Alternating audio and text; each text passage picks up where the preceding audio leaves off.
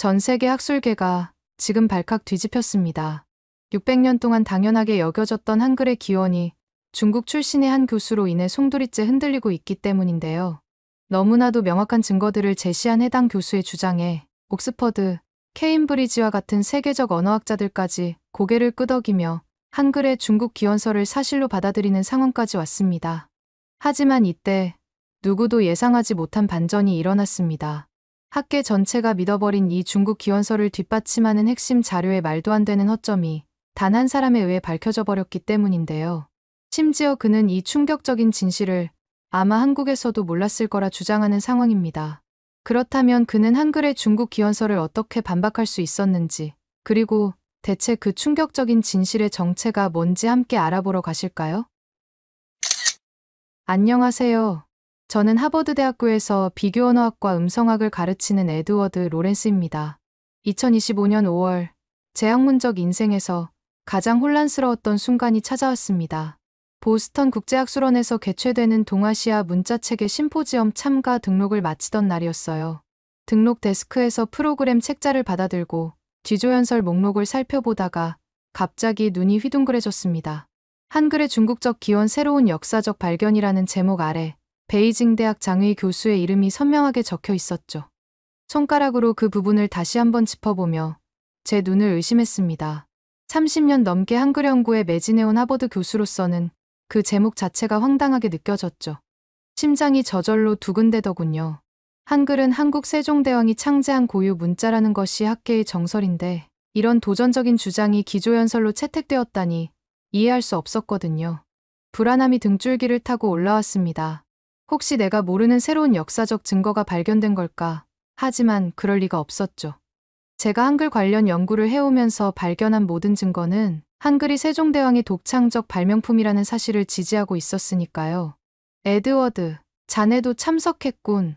갑작스러운 목소리에 고개를 들어보니 옥스퍼드 문자학과의 마이클 톰슨 교수가 환한 미소를 지으며 접근하고 있었습니다. 마이클은 제 어깨를 툭툭 치며 장회의의 발표 제목이 적힌 부분을 손가락으로 가리켰어요. 얼굴에는 흥분된 기색이 역력했습니다. 마이클은 장회의가 명나라 궁중 문서고에서 새로운 자료를 발굴했다는 소문을 귓속말로 전해주었고 이번 발표가 학계에 폭탄을 던질 것이라고 흥분된 목소리로 말했습니다. 마이클의 말을 들으며 가슴이 더 답답해졌습니다. 장회의의 주장이 사실이라면 제 학문적 기반이 흔들릴 수 있었죠. 자리에서 조금 떨어져 프로그램 책자를 다시 살펴보았습니다. 장회의의 발표는 내일 오전 첫 세션이었고 90분이나 할당되어 있었습니다. 이는 일반적인 45분 발표의 2배였죠. 주최 측이 장회의의 발표를 얼마나 중요하게 생각하는지 보여주는 증거였습니다. 현기증이 느껴졌고 갑자기 물 한 잔이 간절해졌습니다. 그날 밤 호텔방에 누워 한글 창제에 관한 모든 연구 자료를 머릿속으로 다시 정리해보았어요. 훈민정음 해례본, 세종실록의 기록, 한글의 과학적 구조까지 모든 증거가 한글이 세종대왕의 독창적 창조물임을 가리키고 있었습니다. 그런데 장회의가 이 모든 정설을 뒤집을 만한 새로운 증거를 정말로 발견했을까요? 가능성은 희박해 보였지만 완전히 배제할 수는 없었습니다. 불안한 마음으로 새벽녘에야 겨우 잠이 들었죠. 다음 날 아침, 컨벤션 센터 대강당은 이미 700명 이상의 학자들로 붐볐습니다. 자리가 부족해 일부는 뒤쪽 벽에 기대어 서 있을 정도였죠. 전 세계에서 모인 언어학자, 문자학자, 역사학자들이 장회의의 발표를 기다리고 있었어요. 주변에서는 이미 장회의의 새로운 발견에 대한 기대감 섞인 대화가 오갔습니다.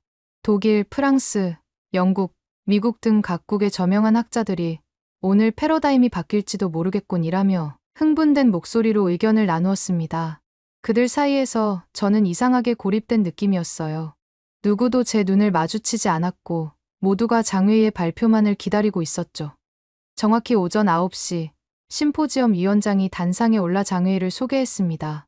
마이크를 통해 울려 퍼지는 장회의의 목소리는 엄숙했고 마치 역사적 순간을 증언하는 듯한 무게감이 있었습니다. 오늘 기조연설을 맡아주실 베이징 대학교 장회의 교수님을 소개합니다. 교수님은 동아시아 문자 발달사의 세계적 권위자로 지난 20년간 중국 고문원 연구에 큰 업적을 남기셨습니다. 오늘은 한글의 중국적 기원이라는 주제로 학계에 충격적인 발표를 준비하셨다고 합니다. 모두 큰 박수로 환영해 주시기 바랍니다. 강당을 가득 채운 박수 소리 속에서 장웨이가 단상에 올랐습니다. 60대 초반으로 보이는 단정한 외모를 지닌 학자였고 두꺼운 뿔테 안경을 쓰고 있었습니다. 회색빛이 도는 검은색 양복에 붉은색 넥타이 차림이었는데 굉장히 격식을 갖춘 모습이라서 그런지 몰라도 아우라가 풍기더군요. 표정에는 자신감이 넘쳤고 마치 큰 비밀을 알고 있다는 듯한 신비로운 미소를 짓고 있었습니다. 이어서 장웨이는 차분한 목소리로 발표를 시작했습니다. 존경하는 동료 여러분, 오늘 저는 지난 5년간의 연구 결과를 발표하게 되어 영광입니다. 제 발표는 동아시아 문자학계에 상당한 파문을 일으킬 것입니다만 학문적 진실을 추구하는 것이 우리 학자들의 소임이라고 생각합니다. 첫 슬라이드가 스크린에 나타났습니다. 훈민정음 명나라 학자들이 조선에 전수한 문자체계. 그 제목을 보는 순간 제 심장은 더 빠르게 뛰기 시작했고 손바닥에는 식은땀이 맺혔습니다. 장웨이는 느긋하게 물 한 잔을 마시고 다음 슬라이드로 넘어갔습니다. 2022년 저는 베이징 자금성 지하 문서고에서 우연히 한 중요한 문헌을 발견했습니다. 명나라 영락제 시기의 궁중 기록으로 조선과의 문화 교류에 관한 내용이 담겨 있었습니다. 이어서 장웨이는 다음 슬라이드에 고문서의 사진을 보여주었습니다. 누렇게 변색된 종이에 중국 전통 서체로 빽빽하게 글자가 적혀 있었고 붉은색 도장도 몇 개 찍혀 있었습니다.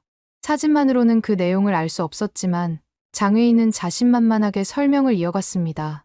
이 문서에 따르면 1420년 조선 사신단이 명나라를 방문했을 때 영락제는 특별히 궁중학자들에게 조선의 언어 상황을 조사하도록 지시했습니다. 당시 조선은 한자를 사용했지만 한국어의 문법 구조와 발음이 한자와 맞지 않아 문맹률이 높았죠. 이에 명나라 학자들은 조선을 위한 새로운 문자 체계를 설계했고 이를 조선 사신단에게 전달했습니다. 장웨이의 말에 강당 전체가 술렁이기 시작했습니다. 주변에서 놀라움을 표현하는 작은 탄성들이 들려왔고 일부 학자들은 급하게 메모를 하기 시작했습니다. 그러자 장웨이는 더욱 자신감 넘치는 표정으로 계속해서 슬라이드를 넘겼습니다. 이번에는 한글 자모와 파스파 문자, 몽골 문자를 비교한 표가 나타났습니다. 보시다시피 한글의 자음 기역 니은 디귿 디을 미음 비읍 시옷 찌읒은 몽골의 파스파 문자와 놀라울 정도로 유사합니다.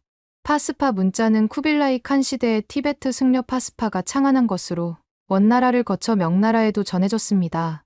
명나라 학자들은 이 파스파 문자를 기반으로 조선어에 맞게 수정한 문자 체계를 개발했고 그것이 바로 우리가 알고 있는 훈민정음의 원형입니다. 저는 장웨이의 주장에 충격을 받아 자리에서 일어나 반박하고 싶었지만 주변 사람들의 시선이 느껴져 움직일 수 없었습니다. 오히려 주변에서는 장웨이의 설명에 고개를 끄덕이며 동의하는 모습이 보였습니다. 저만 이상한 사람이라도 된 것 같은 기분이 들었죠. 장웨이의 발표는 계속되었습니다. 세종은 이 문자 체계를 받아들인 후 정치적인 이유로 이를 자신이 창제한 문자라고 주장했습니다. 당시 조선은 명나라의 속국이었고 독자적인 문화적 정체성을 확립하고자 했습니다. 훈민정음 해례본에는 전하창제라고 나와 있지만 이는 실제 창제가 아니라 채택과 수정을 의미하는 것이었죠. 장웨이의 주장은 갈수록 대담해졌습니다. 심지어 세종이 창제할 수 없었던 이유까지 제시했습니다. 15세기 조선은 그런 혁신적인 문자 체계를 독자적으로 개발할 수 있는 의문학적, 과학적 지식이 부족했습니다. 한글의 자모 구조가 인간의 발음 기관을 본떴다는 설명도 후대에 덧붙여진 것일 가능성이 높습니다. 당시 이런 음성학적 지식은 오히려 티베트 불교의 전통에서 발달했고 파스파 문자를 통해 발전된 것이죠. 장웨이의 마지막 슬라이드는 충격적이었습니다. 이어서 결론적으로 한글은 조선의 독자적 창조물이 아니라 명나라가 조선에 전수한 변형된 파스파 문자라고 주장했습니다. 그리고 더 놀라운 것은 청중들의 반응이었습니다. 수백 명의 학자들이 열렬한 박수를 보내고 있었고 일부는 기립박수까지 쳤습니다. 옆자리에 앉아있던 영국 케임브리지 대학 교수는 이제 모든 게 명확해졌군이라며 감탄했습니다. 제 귀를 의심했어요. 이렇게 빈약한 증거와 억측에 가득 찬 주장에 모두가 설득된 것처럼 보였습니다. 질의응답 시간이 시작되었고 저는 즉시 손을 들었습니다. 왼손을 높이 든 채 제 존재를 필사적으로 알리려 했지만 사회자는 마치 의도적으로 제 손을 무시하고 다른 학자들에게 질문 기회를 주었습니다. 주변 사람들도 제 존재를 무시하는 듯 했습니다. 독일의 한스 밀러 교수가 처음 질문했습니다. 장웨이의 발견이 획기적이라고 치켜세우며 훈민정음 해례본이 조작된 것이냐는 질문이었죠. 장웨이는 여유로운 미소를 지으며 완전한 조작이라기보다 정치적 재구성이라고 대답했습니다. 다음으로 프랑스의 소피 뒤부아 교수가 세종실록의 기록을 어떻게 설명할 수 있느냐고 질문했습니다.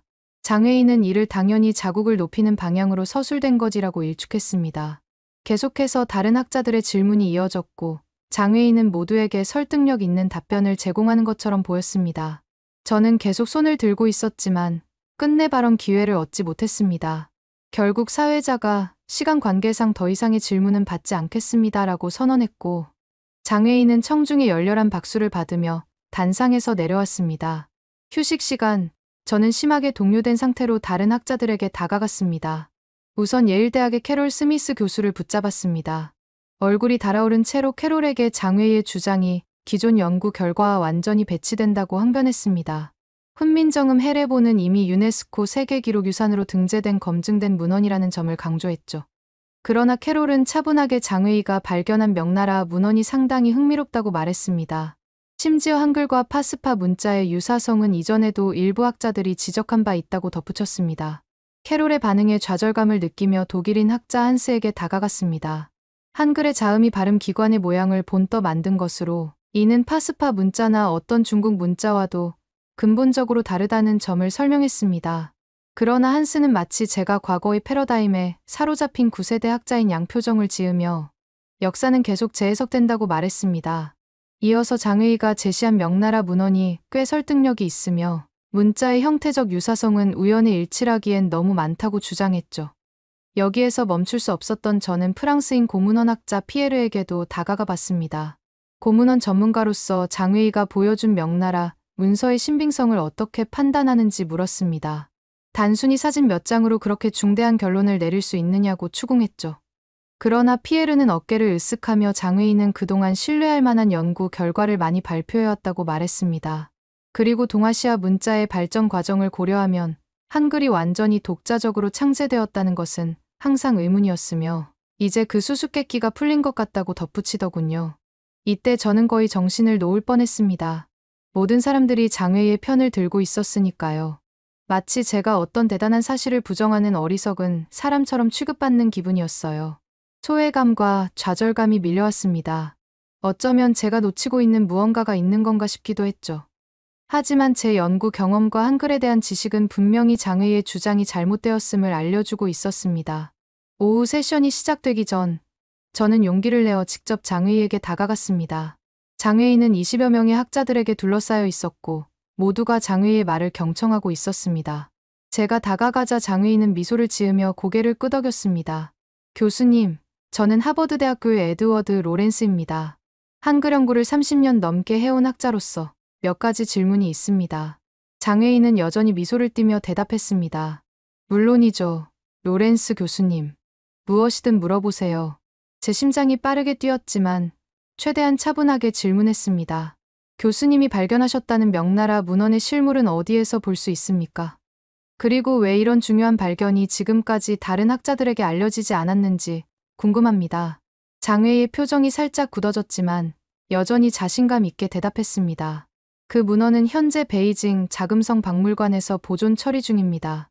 공개적으로 전시되기 전에 학술적 가치를 먼저 알리고 싶어 이번 발표를 준비했죠. 정식 논문과 함께 모든 증거 자료를 곧 공개할 예정입니다. 장회의의 대답은 모호했지만 주변의 학자들은 모두 만족스러운 표정으로 고개를 끄덕였습니다. 저는 더 깊이 파고들었습니다. 한글의 자모 구조가 발음 기관의 모양을 본뜬 것이라는 헤레본의 설명은 어떻게 설명하시나요? 이런 혁신적인 발상이 명나라 학자들에게서 나왔다면 중국 내 다른 문자에서도 유사한 원리가 발견되어야 하지 않을까요?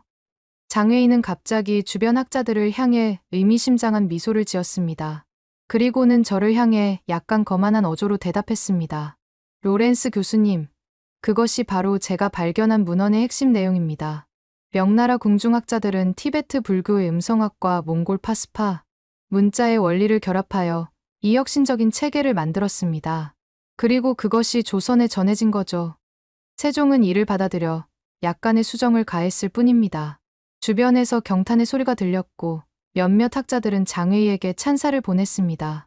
저는 점점 더 고립되는 기분이었습니다. 마지막으로 한 번 더 시도했습니다. 하지만 세종실록에는 분명히 세종이 친히 28자를 만들었다고 기록되어 있고 당시 신하들의 반대 상소문도 남아 있습니다. 만약 한글이 명나라에서 온 것이라면 왜 신하들이 한자를 버리고 새로운 문자를 만드는 것은 오랑캐와 같은 행위라고 비판했을까요? 이 질문에 장웨이는 잠시 말문이 막힌 듯했지만 곧 여유로운 표정을 되찾았습니다. 그리고 저를 향해 마치 어린아이를 달래듯 말했습니다. 로렌스 교수님, 역사 연구에서 문헌을 맹목적으로 믿는 것은 위험합니다. 모든 왕조는 자신들의 업적을 과장하는 경향이 있지요. 세종은 분명 훌륭한 군주였고 그 문자를 조선에 성공적으로 도입한 공은 인정해야 합니다. 하지만 그것이 전적으로 세종의 창조물이었다고 주장하는 것은 받아들이기 어렵네요. 그런 논리대로면 세상의 모든 걸 세종이 만들었다고 주장할 수도 있는 거 아닌가요? 주변에서 마치 비웃는 듯한 웃음소리가 들렸고 몇몇 학자들이 저를 향해 측은한 시선을 보냈습니다. 마치 제가 순진한 어린아이처럼 느껴졌어요. 얼굴이 화끈거리고 수치심이 밀려왔습니다. 장웨이는 저를 향해 마지막으로 미소를 지었습니다. 더 궁금한 점이 있으시면 언제든지 질문하세요. 학문적 토론은 항상 환영합니다. 그리고는 다른 학자들을 향해 돌아서서 대화를 이어갔습니다. 완전히 무시당한 기분이었습니다. 저는 그 자리를 황급히 빠져나와 화장실로 향했습니다. 거울 앞에 서서 제 얼굴을 바라보았습니다. 얼굴이 붉게 달아올라 있었고 눈에는 좌절감이 가득했습니다. 차가운 물로 얼굴을 씻으며 스스로에게 물었습니다. 내가 뭔가 큰 사실을 놓치고 있는 걸까? 아니면 모든 사람들이 장웨이의 카리스마와 권위에 현혹된 것일까? 그날 오후 세션은 더욱 견디기 힘들었습니다. 여러 발표자들이 장웨이의 이론을 기정사실화하며 각자의 연구에 어떻게 적용할 수 있는지 논의했습니다. 한글의 중국 기원을 고려할 때 장웨이 교수의 획기적 발견에 기초하여 같은 문구가 계속해서 등장했습니다. 심지어 심포지엄 주최 측에서 발행한 당일 뉴스레터에도 한글, 명나라, 문자 전통이 연장선상에 있다 라는 제목의 특집 기사가 실렸습니다. 저녁 리셉션에서도 상황은 마찬가지였습니다. 장웨이는 모든 사람들의 관심의 중심이었고 주변에는 항상 수십 명의 학자들이 모여 있었습니다. 반면 저는 구석에 서서 혼자 와인 잔을 기울이고 있었죠. 몇몇 학자들이 저를 불쌍히 여기는 듯한 시선으로 바라보았고 한두 명은 다가와 너무 실망하지 말라며 새로운 패러다임을 받아들이는 건 항상 어려운 법이라고 위로하기도 했습니다. 그들의 말이 더 큰 모욕처럼 느껴졌습니다. 호텔로 돌아와 침대에 누웠지만 잠은 오지 않았습니다.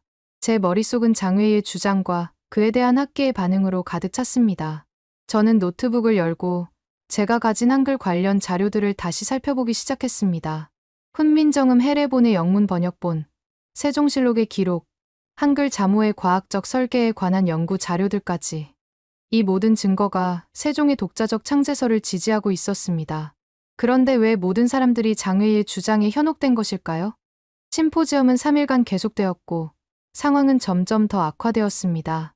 둘째 날에는 한글의 중국 기원이 동아시아 문자 연구에 미치는 영향이라는 패널 토론이 있었는데 저는 참여 요청조차 받지 못했습니다.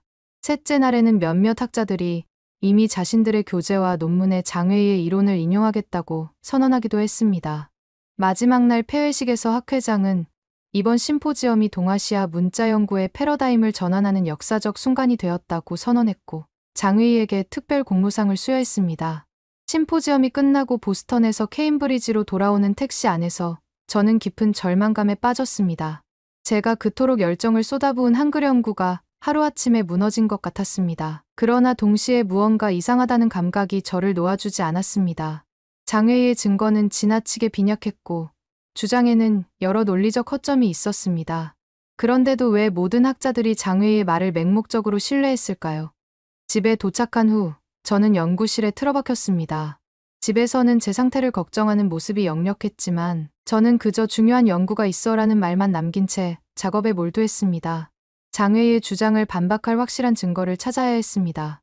그것이 제 학문적 명예를 위해서뿐만 아니라 역사적 진실을 위해서도 필요했습니다. 3개월이 지났습니다. 그동안 저는 거의 모든 시간을 연구실에서 보냈습니다. 한글에 관한 모든 자료, 파스파 문자와 몽골 문자에 관한 연구, 15세기 조선과 명나라의 관계에 관한 역사 자료까지 철저히 검토했습니다. 밤낮 없이 연구하다 보니 체중이 10kg 가까이 빠졌고 수염도 길게 자랐습니다.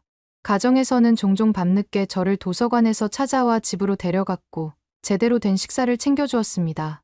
이렇게까지 할 필요가 있을까요? 학계에서 모두가 장외의 주장을 받아들인다면 그것이 옳은 것 아닐까요? 저는 단호하게 고개를 저었습니다. 이건 단순한 학문적 논쟁이 아니에요. 한글은 인류 문자 역사에서 가장 과학적이고 체계적인 창조물 중 하나입니다. 그것을 중국의 것으로, 그것도 이렇게 허술한 증거로 둔갑시키는 건 학문적 사기예요. 제가 이것을 바로잡지 않으면 누가 하겠어요? 한숨이 이어지고 제 이마에 가벼운 입맞춤이 느껴졌습니다. 알았어요. 하지만 건강은 꼭 챙기세요. 당신이 쓰러지면 누가 진실을 밝히겠어요? 7월 말, 제 이메일에 한 알림이 도착했습니다. 동아시아 문자 재심포지엄 장의희 교수의 추가 발표라는 제목이었습니다. 9월 말 보스턴에서 열릴 후속 심포지엄에서 장의희가 더 많은 증거를 가지고 자신의 이론을 강화할 예정이라는 내용이었죠. 그 순간 저는 결심했습니다. 이번에는 준비를 철저히 해서 장의희의 주장을 공개적으로 반박하겠다고요. 8월 한 달 동안 저는 미친 듯이 반박 자료를 준비했습니다. PPT 슬라이드 하나하나를 세심하게 디자인했고 모든 주장에 대한 확실한 증거를 준비했습니다. 훈민정음 해례본의 핵심 내용, 세종실록의 기록, 한글 자모와 중국 문자의 구조적 차이점을 상세히 정리했습니다. 또한 한글 자모의 과학적 설계 원리를 도식화하고 발음 기관과의 관계를 명확히 보여주는 그림도 준비했습니다. 한글이 세계기록 유산으로 등재된 근거 자료와 국제언어학계의 평가를 모은 보고서도 작성했습니다. 심지어 장의희가 보여준 명나라 문헌의 사진을 자세히 분석하여 몇 가지 의심스러운 점을 발견하기도 했습니다. 9월 25일, 저는 다시 보스턴으로 향했습니다. 이번에는 완전히 다른 사람이 된 것 같았습니다. 과거의 불안하고 망설이는 에드워드는 사라지고 확신에 찬 새로운 에드워드가 되어 있었습니다. 비행기에서도 발표 자료를 검토하며 가능한 모든 반론에 대비했습니다. 이번에는 반드시 진실을 밝혀야 한다는 결연한 의지가 제 안에 불타올랐습니다. 재심포지엄 첫째 날, 컨벤션 센터 로비에서 마이클 톰슨을 만났습니다. 당시 마이클은 저를 알아보지 못하고 지나치려다가 갑자기 걸음을 멈추고 돌아보았습니다. 마이클의 눈이 커지며 놀란 표정이 역력했습니다. 제가 달라진 외모 때문인지 아니면 제 눈빛에서 느껴지는 결연한 의지 때문인지 모르겠지만 오랫동안 저를 바라보더군요. 수염이 덥수룩하게 자란 저의 모습은 확실히 3개월 전과는 달랐을 테니까요. 이어서 마이클은 마침내 입을 열어 오늘 장의희가 더 놀라운 증거를 가져올 예정이며 그것이 자신의 이론을 더욱 공고히 할 것이라고 말했습니다. 저는 자신감 있게 대답했고 마이클은 의아한 표정으로 고개를 갸웃거렸습니다. 제 어깨를 두드리며 행운을 빌어주는 듯한 제스처를 취했지만 그러면서도 눈빛에는 의구심이 가득했습니다. 지금 생각해보면 아마 마이클은 제가 또다시 공개적으로 망신을 당하지 않을까 하는 측은한 마음으로 그런 눈빛을 보낸 것 같네요. 대강당은 지난번보다 더 많은 사람들로 가득 찼습니다. 단상 근처의 스크린에는 한글의 중국적 기원 새로운 증거와 확증이라는 제목이 떠 있었습니다.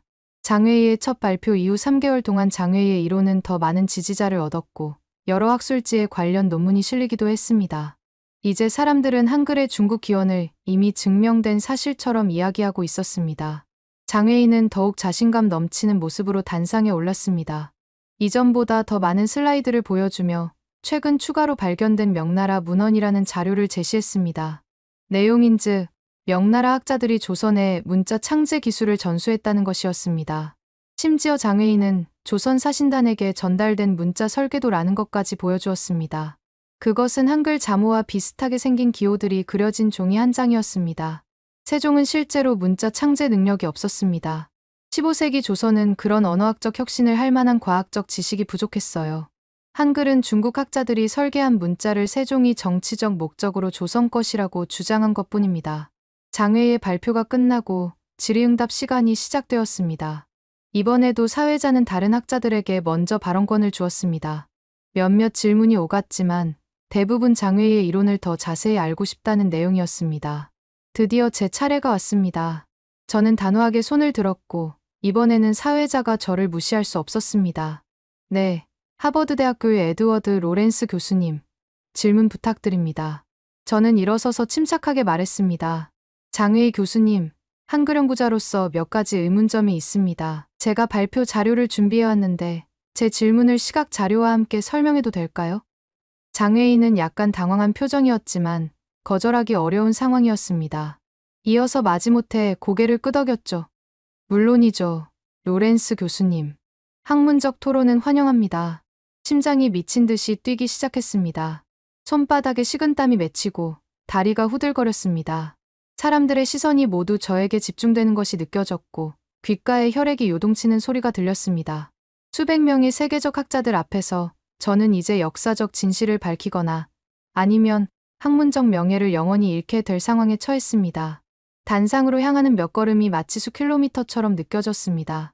장외인은 단상 한쪽에서 저를 바라보고 있었고 얼굴에는 여전히 자신감 넘치는 미소가 걸려 있었습니다. 하지만 그 눈빛 속에서 경계심도 감지할 수 있었습니다. 단상에 오르는 순간 온몸의 근육이 긴장으로 굳어버린 듯했습니다. USB를 연결하려는데 손이 심하게 떨려 몇 번이나 실수했습니다. 청중 중 몇몇이 킥킥거리는 소리가 들렸고 얼굴이 화끈거렸습니다. 내가 준비한 증거는 확실해. 분명 한글의 진실을 밝힐 수 있을 거야. 스스로에게 다짐하며 깊게 숨을 들이마셨습니다. 마침내 노트북이 연결되고 첫 슬라이드가 화면에 나타났습니다. 그 순간 이상하게도 모든 불안과 두려움이 사라졌습니다. 대신 맑은 정신과 확고한 의지가 제 몸을 가득 채웠습니다. 청중들을 향해 돌아서자 그들의 얼굴이 기대와 호기심으로 가득 차 있는 것이 보였습니다. 이제 돌이킬 수 없는 순간이 온 것입니다. 존경하는 동료 여러분, 저는 한글 연구에 30년 이상을 헌신해온 학자로서 장의희 교수님의 주장에 몇 가지 중대한 의문점을 제기하고자 합니다. 첫 슬라이드는 훈민정음 해례본의 원문과 영문 번역본이었습니다. 한글 창제에 관한 가장 중요한 1차 자료는 1446년에 발간된 훈민정음 해례본입니다. 이 문헌은 1997년 유네스코 세계기록유산으로 등재되었고 최근까지 세계 여러 학자들에 의해 그 진본성이 검증되었습니다. 다음 슬라이드로 넘어가 전하창제라는 문구를 강조했습니다. 해례본에는 분명히 전하창제, 즉 전하임금께서 창제하셨다라고 명시되어 있습니다. 이는 단순히 채택이나 수정이 아닌 세종이 직접 창제했음을 의미합니다. 그리고 세종실록의 기록을 보여주었습니다. 세종실록에는 세종이 친히 언문 28자를 만들었다고 기록되어 있습니다. 또한 당시 많은 신하들이 한글 창제를 반대했다는 상소문도 남아 있습니다. 이 상소문에서 신하들은 우리와 중국이 모두 한자를 써왔는데 별도의 문자를 만드는 것은 오랑캐 몽골, 여진과 같은 행위라고 비판했습니다. 만약 한글이 중국에서 온 것이라면 이런 반대가 있었을까요? 장외인은 불편한 표정으로 자리에서 몸을 비틀었습니다. 청중 중 몇몇이 서로 속삭이기 시작했고 일부는 메모를 하기 시작했습니다. 저는 계속해서 다음 슬라이드로 넘어갔습니다. 한글 자음의 과학적 구조를 보여주는 도식이었습니다. 한글 자음은 발음 기관의 모양을 본떠 만들었습니다. 기역은 혀뿌리가 목구멍을 막는 모양, 이은은 혀끝이 윗잇몸에 붙는 모양, 이음은 입술의 모양, 시옷은 이의 형상, 이응은 목구멍의 모양을 본뜬 것입니다. 이런 상형의 원리는 파스파 문자나 어떤 중국 문자와도 근본적으로 다릅니다. 이어서 모음 체계도 설명했습니다. 한글 모음은 천하늘, 지땅, 인사람의 철학적 개념을 바탕으로 설계되었습니다. 점은 하늘, 은은 땅, 이는 사람을 상징합니다. 이 세 기본 요소의 조합으로 다른 모음들이 만들어졌죠. 이런 철학적, 과학적 원리는 파스파 문자와 전혀 다릅니다. 이제 장외희가 보여준 명나라 문헌 사진을 분석하는 슬라이드로 넘어갔습니다. 장외희 교수님이 보여주신 명나라 문헌을 자세히 살펴보겠습니다. 이 문서의 서체와 종이 질감을 분석한 결과 몇 가지 의심스러운 점이 발견되었습니다. 우선 사용된 종이는 15세기 명나라 공문서에 사용된 종이와 다릅니다. 당시 명나라 황실 문서는 특별한 질감과 색을 가진 종이에 작성되었는데 이 사진에서 보이는 종이는 그보다 후대의 것으로 추정됩니다. 장외희가 자리에서 벌떡 일어났습니다. 잠깐, 로렌스 교수님. 그 분석은 어떤 근거로 하신 겁니까? 당신은 그 문서를 직접 본 적도 없지 않습니까? 저는 침착하게 대답했습니다. 네, 직접 보지는 못했습니다. 하지만 교수님이 보여주신 사진을 분석한 것입니다. 그리고 제 분석이 틀렸다면 원본을 공개하여 다른 전문가들이 검증할 수 있게 해주시면 됩니다. 언제 그 문서가 공개될 예정인가요? 장외희는 말문이 막혔는지 잠시 침묵했다가 마지못해 대답하더군요. 아직 보존 처리 중이라 당장은 어렵습니다. 하지만 곧 저는 장회의 말을 끊고 계속했습니다. 그렇다면 교수님이 보여주신 조선 사신단에게 전달된 문자 설계도는 어떻습니까? 이 문서의 출처와 연대는 어떻게 검증되었나요? 장회인은 점점 더 불편한 표정이 되어갔습니다. 그것도 동일한 문서 묶음에서 발견된 것입니다. 저는 다음 슬라이드로 넘어갔습니다. 이제 장회의 교수님이 주장하신 한글과 파스파 문자의 유사성을 살펴보겠습니다. 교수님은 한글 자음 기역, 니은, 디귿, 리을, 미음, 비읍, 시옷, 지읒이 파스파 문자와 유사하다고 주장하셨습니다. 화면에는 두 문자를 정확히 비교한 표가 나타났습니다. 자세히 보시면 표면적 유사성은 몇몇 글자에 국한되어 있고 그마저도 상당히 제한적입니다. 더 중요한 것은 자모의 구성 원리가 완전히 다르다는 것입니다. 파스파 문자는 티베트 문자를 변형한 것으로 각 글자의 형태가 발음 기관과 관련이 없습니다. 반면 한글은 앞서 설명드린 것처럼 자음이 발음 기관의 모양을 본뜬 것으로 이는 세계 문자 역사에서 유례없는 혁신입니다. 청중들 사이에서 술렁임이 일어났습니다. 몇몇 학자들은 서로 속삭이기 시작했고 일부는 메모를 하기 시작했습니다. 저는 마지막 슬라이드로 넘어갔습니다. 결론적으로 한글은 세종대왕이 독자적으로 창제한 문자입니다. 이는 훈민정음 해례본, 세종실록, 그리고 한글의 과학적 설계 원리를 통해 명확히 증명됩니다. 장회의 교수님이 제시한 증거는 아직 공개적으로 검증되지 않았으며 현존하는 역사적 증거와 모순됩니다. 저는 청중들을 향해 고개를 숙이고 말을 마쳤습니다. 긴 시간 경청해 주셔서 감사합니다. 강당에는 숨막히는 침묵이 흘렀습니다. 그리고 갑자기 마이클 톰슨이 손을 들었습니다. 로렌스 교수님, 훌륭한 발표였습니다. 저도 한 가지 질문이 있는데요. 장회의 교수님이 주장하신 15세기 조선은 그런 언어학적 혁신을 할 만한 과학적 지식이 부족했다는 주장에 대해 당시 조선의 과학 수준을 어떻게 평가하십니까? 제 얼굴에 미소가 번졌습니다. 이것은 제가 기다리던 질문이었거든요. 훌륭한 질문입니다. 톰슨 교수님. 15세기 조선은 과학과 문화 분야에서 매우 높은 수준을 자랑했습니다. 세종 시대에는 세계 최초의 강우량 측정기, 물시계, 혼천해 등의 과학기기를 발명했고 음악의학서 편찬 등 다양한 업적이 있었습니다. 세종은 집현전을 설치해 젊은 학자들을 육성하고 학문 연구를 장려했지요. 이런 높은 학문적, 과학적 토대가 있었기에 한글과 같은 혁신적 문자 체계의 창조가 가능했던 것입니다. 이번에는 프랑스의 소피 듀부아가 질문했습니다. 장회의 교수님이 보여주신 명나라 문헌은 언제 어디서 발견되었으며 왜 지금까지 다른 학자들에게 알려지지 않았나요? 모든 시선이 장회의에게 향했습니다. 곧이어 장회의는 자리에서 일어났지만 이전과 달리 자신감 있는 모습이 사라져 있었습니다. 목소리까지 약간 떨리더군요. 그 문헌은 2022년에 베이징 자금성 지하 문서고에서 발견되었습니다. 아직 정식으로 공개하지 않은 이유는 보존 처리 중이고 더 자세한 연구가 필요해서입니다. 독일의 한스 밀러도 질문을 던졌습니다.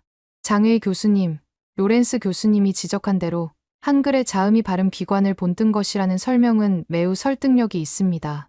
이런 독창적인 원리가 명나라 학자들에게서 나왔다면 왜 중국 내 다른 문자에서는 이런 원리가 발견되지 않는 걸까요? 장회의는 더욱 불안한 표정이 되었습니다. 그건 명나라 학자들이 특별히 조선을 위해 개발한 것이기 때문에. 장회의의 대답은 점점 더 모호해졌고 청중들은 서로 의미심장한 눈빛을 주고받았습니다. 드디어 프린스턴 대학교의 다니엘 브라운이 결정적인 발언을 했습니다. 저는 오늘 로렌스 교수님의 발표를 듣고 깊은 인상을 받았습니다. 그동안 장회의 교수님의 주장을 사실로 받아들였던 것을 반성하게 되었습니다. 한글의 독자적 창제설은 훨씬 더 많은 역사적, 과학적 증거에 의해 지지되고 있음이 분명해 보입니다. 저희 언어학계는 좀 더 비판적인 시각으로 새로운 주장을 검증했어야 했습니다. 다니엘 브라운의 발언에 많은 학자들이 고개를 끄덕였고 일부는 박수까지 쳤습니다. 장회의는 완전히 고립된 표정이 되었습니다. 마치 3개월 전 제가 느꼈던 것과 똑같은 느낌이었을 것입니다. 사회자가 나서서 발언권을 요청했습니다. 여러분, 오늘의 토론은 매우 값진 학문적 교류였습니다. 로렌스 교수님의 증거 제시와 장회의 교수님의 이론 모두 동아시아 문자 연구에 중요한 기여를 했습니다. 앞으로도 계속해서 증거를 검증하고 토론하는 과정이 필요할 것입니다. 하지만 사회자의 중립적인 태도에도 불구하고 분위기는 이미 완전히 바뀌어 있었습니다. 심포지엄이 마무리되고 많은 학자들이 저에게 다가와 질문과 축하의 말을 건넸습니다. 장회의는 서둘러 짐을 챙겨 강당을 빠져나갔습니다. 다음 날 아침, 심포지엄 조직위원회는 성명을 발표했습니다. 어제의 논의를 바탕으로 본위원회는 한글이 15세기 조선의 세종대왕이 주도하여 독자적으로 창제한 문자체계라는 기존 학설을 재확인합니다. 장회의 교수의 주장은 더 많은 증거가 필요하다고 판단됩니다. 국제 언론들도 이 소식을 다루기 시작했습니다. 한글 중국 기원설, 증거 부족으로 기각, 하버드 학자, 한글의 독자적 창제 증명 같은 헤드라인이 신문과 온라인 뉴스를 장식했습니다. CNN에서 저에게 인터뷰 요청이 왔을 때 저는 기쁨과 홀가분함을 동시에 느꼈습니다. 로렌스 교수님, 장의 교수의 주장에 반박하기 위해 이렇게 노력한 이유가 무엇인가요? 기자가 물었습니다. 저는 진심을 담아 대답했습니다. 한글은 단순한 문자가 아닙니다. 그것은 인류가 만든 가장 과학적이고 혁신적인 문자 체계 중 하나로 세종대왕의 애민정신과 조선의 문화적 자산을 대표하는 소중한 유산입니다. 역사적 진실을 바로잡는 것은 학자로서 제 의무라고 생각했습니다. 그로부터 한 달 후 베이징 대학에서 충격적인 소식이 전해졌습니다. 장회의 교수가 학문적 사기로 조사를 받고 있다는 내용이었습니다. 심지어 장회의가 당시에 공개한 명나라 문헌은 실제로 존재하지 않는 것으로 밝혀졌고 증거로 보여줬던 사진은 조작된 것이었습니다. 장회의는 학교에서 임시해직되었고 국제학계에서도 퇴출되었습니다. 돌이켜보면 보스턴 심포지엄에서의 그 치욕스러운 경험이 오히려 저를 더 강하게 만들어주었습니다. 때로는 혼자 서서 진실을 외치는 것이 얼마나 어려운지, 그러나 동시에 얼마나 중요한지를 뼈저리게 느꼈습니다. 언어는 단순한 소통 도구가 아닌 한 민족의 정체성과 역사가 담긴 소중한 유산입니다. 특히 한글과 같이 독창적이고 과학적인 문자 체계는 인류의 자산으로서 그 가치가 온전히 인정받아야 합니다. 제 연구실 벽에는 이제 훈민정음 해례본의 한 구절이 한글과 영어로 함께 적혀 있습니다. 나라의 말이 중국과 달라 문자가 서로 통하지 않으므로 백성들이 말하고자 하는 바를 펴지 못한다. 세종대왕의 이 애민정신이 담긴 문장을 볼 때마다 저는 다시 한번 학자로서의 사명감을 되새깁니다. 진실을 추구하고 그것을 지키기 위해 싸우는 것. 그것이 바로 학문의 본질이니까요. 여러분은 어쩔 때 한글이 잘 만들어졌다고 생각하시나요? 댓글로 작성해 주시면 감사하겠습니다. 오늘의 사연은 어떠셨나요? 오늘의 사연이 마음에 드셨다면 좋아요만 한번 눌러주세요. 1초밖에 안 걸리지만 좋아요를 한번 눌러주시면 더 좋은 사연을 소개해드리는데 큰 힘이 된답니다. 긴 영상 시청해주셔서 감사합니다. 오늘도 행복한 하루 보내세요.